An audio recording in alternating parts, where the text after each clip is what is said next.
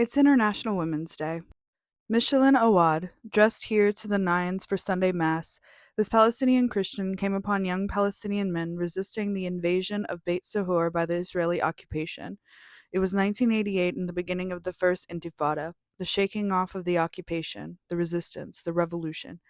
Slipping her yellow pumps off, Michelin grabbed the only weapon available to her and began throwing stones at the illegal, violent settlers. Layla Khaled. This picture of the young, smiling resistance fighter wearing a keffiyeh and carrying an AK-47 went essentially viral in 1969. Layla gained fame for being the first woman in history to lead a hijacking, when she and other members of Palestinian resistance group Popular Front for the Liberation of Palestine took control of multiple planes as resistance efforts. Layla is said to have had the pilot fly over Haifa, her hometown, which she had been displaced from as a child. Layla was arrested but later released in a hostage exchange. She went on to participate in another hijacking in 1970. She's had an alleged 6 plastic surgeries to shield her identity and continues to organize resistance work to this day. She'll turn 80 on April 10th.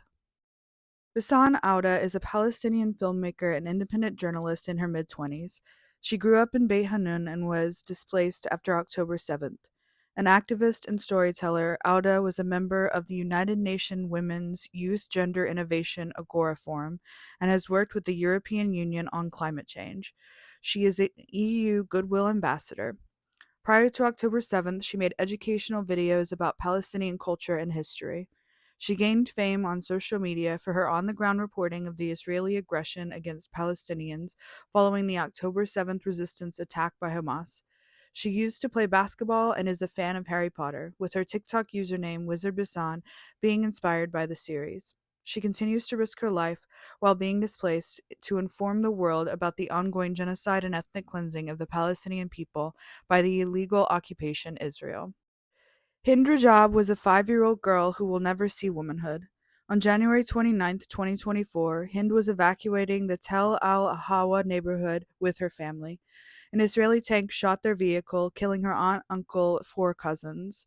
Another cousin survived, only to be killed soon after by machine gun fire while on the phone with emergency services.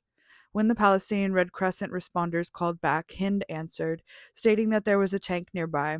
An ambulance that tried to reach her was destroyed by Israeli missiles, killing the 2 emergency service workers inside. 12 days later, other family were finally able to return to the car after Israeli troops had withdrawn from the area. Hind was found dead, along with the rest of the family that had been in the car. The audio of her 3-hour phone call with the Red Crescent dispatcher went viral. In it, she begs to be rescued. According to Mohammed Safa, Israel kills 63 women every day in Gaza. Israel kills 37 mothers every day in Gaza. Israel has killed 9,000 women in Gaza in just 5 months. Hundreds of Palestinian women and children face arbitrary detention with inhuman and degrading treatment, including going without medical supplies and food. There are reports that Palestinian women and girls in detention have been subjected to multiple forms of sexual assault, such as being stripped naked and searched by male Israeli army officers. At least 2 female Palestinian detainees were reportedly raped, while others were reportedly threatened with rape and sexual violence. There have also reportedly been photographs of women in degrading circumstances distributed online by Israeli soldiers. Sarah Ali writes on Twitter, "My cousin got her first period while forcibly displaced in a tent in southern Gaza. Her mother spent 2 days looking for sanitary pads and painkillers amid Israel's genocide and blockade of aid supplies." Displaced Palestinian women are using tent scraps as sanitary pads. They have little to no access to pain medicine or any other medicine for that matter. Women are dying in childbirth. Newborns are dying because their mothers can't get enough nutrition to breastfeed them, and formula is almost impossible to find or afford. Every day I see images of Israeli soldiers holding up women's lingerie or displaying it, leering, taunting, humiliation exacerbating the continued genocide and torture Palestinian women are facing.